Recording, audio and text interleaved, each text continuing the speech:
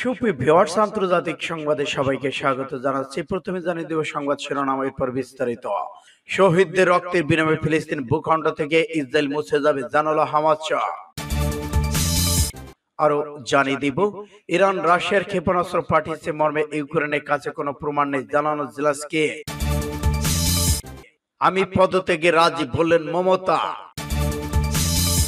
ইহুদিবাদী ইসরায়েলকে সিরিয়ার ভয়াবহ পরিণতির হুঁশিয়ারি।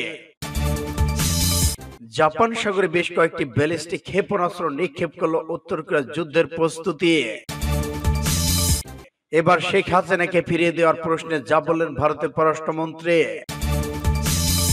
ফিলিস্তিন জনগণ অচিরে বিজয়ের মুখ মধুর সাদা সাধন করবে, জানালো আইআরজিসি। এবং সর্বশেষে জানিয়ে দিব, শত শত ইসরায়েলি সেনাকে কফিনে ভরে ফেরত পাঠালো হামাস। এতক্ষণ শুনছিলেন সংবাদ শিরোনাম, এখন বিস্তারিত। চ্যানেলের আপডেট সংবাদ পেতে চ্যানেলটি অবশ্যই সাবস্ক্রাইব করে ইসরায়েল ইরান যুদ্ধের সর্বশেষ গুরুত্বপূর্ণ সংবাদ পেতে আমাদের সাথেই থাকুন। ধন্যবাদ। শহীদদের রক্তের বিনিময়ে ফিলিস্তিন ভূখণ্ড থেকে ইসরায়েল মুছে যাবে, জানালো হামাস।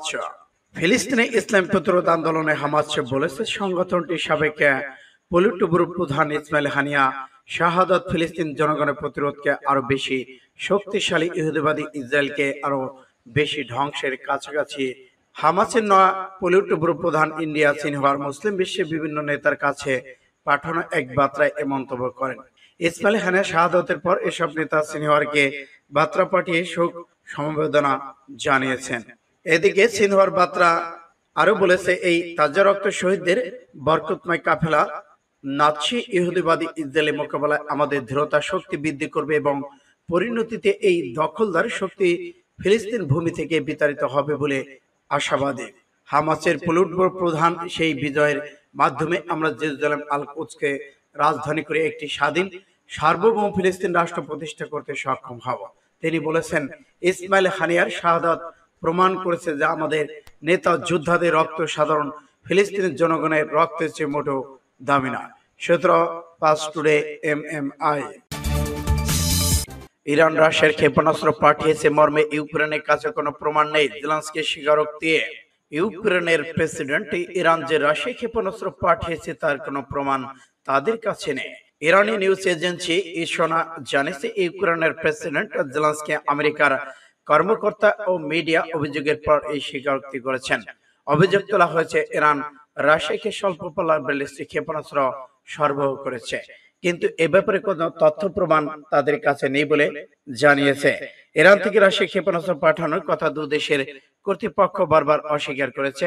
এদিকে ইরানের পররাষ্ট্রমন্ত্রী সাইদ আব্বাস আরাকচি তার ব্যক্তিগত এক্স সোশ্যাল নেটওয়ার্কে লিখেছেন, আমেরিকা ইউরোপ আবারও মিথ্যা তথ্য এবং ত্রুটিপূর্ণ যুক্তি আশ্রয় দিয়েছেন। ইরান রাশিয়ায় ব্যালিস্টিক ক্ষেপণাস্ত্র পাঠায়নি। এদিকে রাশিয়ার প্রেসিডেন্ট প্রসাদের মুখপাত্র দিমিত্রি পেসকভ বলেছেন, তাদের কাছে ইরানের অস্ত্র সরবরাহ সংক্রান্ত যেসব জল্পনা কল্পনা রয়েছে তার সবই ভিত্তিহীন।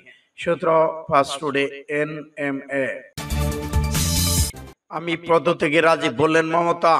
চিকিৎসকদের সঙ্গে বৈঠকের জন্য নবান্নের সভাঘরে বৃহস্পতিবার 2 ঘন্টার বেশি সময় ধরে ছিলেন ভারতের পশ্চিমবঙ্গের মুখ্যমন্ত্রী মমতা ব্যানার্জি, কিন্তু বৈঠক হয়নি। এরপর নবান্ন থেকে সংবাদ সম্মেলন করে মমতা জানালেন তিনি পদত্যাগ করতে রাজি আছেন। আরজিকর কাণ্ডের প্রতিবাদে গত মঙ্গলবার থেকে স্বাস্থ্য ভবনের সামনে ধর্নায় বসেছেন রাজ্যের জুনিয়র চিকিৎসকরা।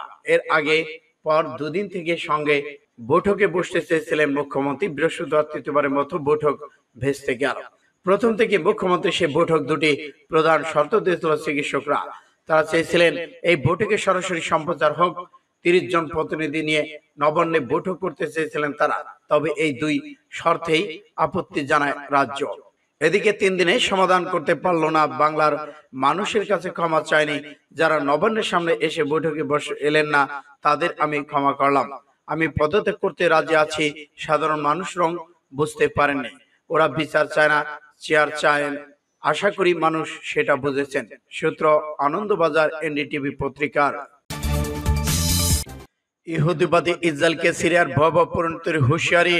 আঞ্চলিক দেশগুলোর বিরুদ্ধে চালানো পাশবিকতা ভয়াবহ পরিণতির ব্যাপারে ইহুদিবাদী ইসরায়েলকে সতর্ক করে দিয়েছে সিরিয়া। সোমবার সিরিয়ার মধ্যাঞ্চলে ইসরায়েলি বিমান হামলা 1 ডজনেরও বেশি মানুষের প্রাণহানির পর প্রতিক্রিয়া জানতে গিয়ে এই হুঁশিয়ারি দিল সিরিয়ার পররাষ্ট্র মন্ত্রণালয়। ইহুদিবাদী ইসরায়েলি ভয়াবহ পরিণতির ব্যাপারে সতর্ক করল সিরিয়া হামা প্রদেশে সোমবার ইসরায়েলি বিমান হামলায় অন্তত 16 জন নিহত, 36 জন আহত হয়েছে, যাদের মধ্যে 6 জন অবস্থা খুবই আশঙ্কাজনক। এদিকে সিরিয়ার পররাষ্ট্র মন্ত্রণালয় এক বিবৃতিতে বলেছে, গাজা উপত্যকা অধিকৃত পশ্চিম তীরে চলমান প্রাণ সংঘাত, আগ্রাসন পাশাপাশি সিরিয়া সহ অন্যান্য আঞ্চলিক দেশের বিরুদ্ধে ইসরায়েলের পদ্ধতিগত হামলা প্রমাণ করেছে রক্ত পিপাসু এই ফ্যাসিবাদী সরকারের উন্মাদনা আঞ্চলিক সংঘাতে আরো বিস্তৃতি ঘটাবে। মন্ত্রণালয় আরো বলেছে, এ ধরনের ব্যাপক হামলা পশ্চিম এশিয়া অঞ্চলকে ভয়ঙ্কর অজানা পরিণতির দিকে নিয়ে যাচ্ছে। ইসরায়েলের ভয়াবহ পাশবিকতার প্রতি আমেরিকা সহ অন্যান্য পশ্চিমা দেশ অকণ্ঠ সমর্থন অব্যাহত রেখেছে বলে জানিয়েছে বিবৃতিতে বলা হয়েছে। গাজা উপত্যকা সহ আঞ্চলিক দেশগুলোর বিরুদ্ধে ইসরায়েলের চলমান পাশবিকতার দায় পশ্চিমা দেশগুলোকে নিতে হবে। সূত্র পাস টুডে MMI। এবার জাপান সাগরে বেশ কয়েকটি ব্যালিস্টিক ক্ষেপণাস্ত্র নিক্ষেপ করল উত্তর কোরিয়া। কোরীয় উপদ্বীপের পূর্বে জাপান সাগরে বেশ কয়েকটি স্বল্প পাল্লার ব্যালিস্টিক ক্ষেপণাস্ত্র নিক্ষেপ করেছে উত্তর কোরিয়া। দেশটির নেতা কিম জং উন শত্রুর বিরুদ্ধে সম্ভাব্য পারমাণবিক যুদ্ধের জন্য জাতিকে পূর্ণ প্রস্তুতি নেওয়ার আহ্বান জানানো কয়েকদিনের মধ্যেই এসব ক্ষেপণাস্ত্র নিক্ষেপ করা হয়। এদিকে দক্ষিণ কোরিয়ার জয়েন্ট চিফ অফ স্টাফ আজ বৃহস্পতিবার জানাচ্ছে, তারা পিয়ংইয়ং থেকে নিক্ষিপ্ত কয়েকটি ক্ষেপণাস্ত্র শনাক্ত করেছে, যেগুলো 360 কিলোমিটার পথ পাড়ি দিয়ে কোরীয় দ্বীপ জাপানের মধ্যবর্তী স্থানে পড়েছে। রিপোর্টে বলা হয়েছে, দক্ষিণ কোরিয়ার ব্যাপারে বিস্তারিত তথ্য জানার চেষ্টা করছে এবং বিষয়টি মার্কিন যুক্তরাষ্ট্র জাপানকে জানিয়েছে। সেউল বলেছে, উত্তর কোরিয়ার পক্ষ থেকে আরো ক্ষেপণাস্ত্র নিক্ষেপ করা হতে পারে বলে তারা মনে করেছেন। জাপানের প্রতিরক্ষা মন্ত্রণালয় উত্তর কোরিয়া থেকে অন্তত একটি ক্ষেপণাস্ত্র নিক্ষেপের বিষয়টি নিশ্চিত করেছেন। সূত্র পাস টুডে MMI। শেখ হাসিনাকে ফিরিয়ে দেওয়ার প্রশ্নে যা বললেন ভারতের পররাষ্ট্রমন্ত্রী। বাংলাদেশের সাবেক প্রধানমন্ত্রী শেখ হাসিনাকে ফিরিয়ে দেওয়ার বিশেষ সম্প্রতি প্রশ্নের সম্মুখীন হলেন ভারতের পররাষ্ট্রমন্ত্রী ডক্টর এস জয়শঙ্কর। জার্মানি বার্লিনে এক সংবাদ সম্মেলনে তাকে নিয়ে প্রশ্ন করা হয়। গতকাল বুধবার দ্য ইকোনমিক্স টাইমসের প্রকাশিত এক প্রতিবেদনের মাধ্যমে এ তথ্য জানা যায়। গত 5 আগস্টে ছাত্র জনতার অভ্যুত্থানে পদত্যাগ করে ভারত চলে যান শেখ হাসিনা। এদিকে বাংলাদেশ জন্য ছাত্র জনতার হত্যা সহ বিভিন্ন অভিযোগে শেখ হাসিনার বিরুদ্ধে শতাধিক মামলা রয়েছে। এর মধ্যে কয়েকটি মামলা তদন্ত শুরু হয়ে গেছে। এই পরিস্থিতিতে সুষ্ঠু বিচার শান্তি নিশ্চিতে শেখ হাসিনাকে দেশে ফিরিয়ে এনে আদালতে সোপর্দ দাবি উঠেছে। সংবাদ সম্মেলনে এ বিষয়ে ভারতের অবস্থান জানতে চাওয়া হলে জবাবে জয়শঙ্কর তথ্য না দিয়ে সাংবাদিকদের থামিয়ে দেন। এদিকে বৈষম্য বিরোধী ছাত্র আন্দোলন হত্যা চালানোর অভিযোগে সাবেক প্রধানমন্ত্রী শেখ হাসিনাকে দেশে ফিরে এনে বিচারের মুখোমুখি করা হবে বলে জানিয়েছেন আন্তর্জাতিক অপরাধ আদালত ট্রাইব্যুনাল নবনিযুক্ত চিফ প্রসিকিউটর মোহাম্মদ তাজুল ইসলাম। এছাড়া সরকার এবং সরকারের বাইরে থাকা বিভিন্ন জন শেখ হাসিনাকে ভারত থেকে ফিরিয়ে আনার বিষয়ে মন্তব্য করেছেন। সূত্র ATM বাংলা।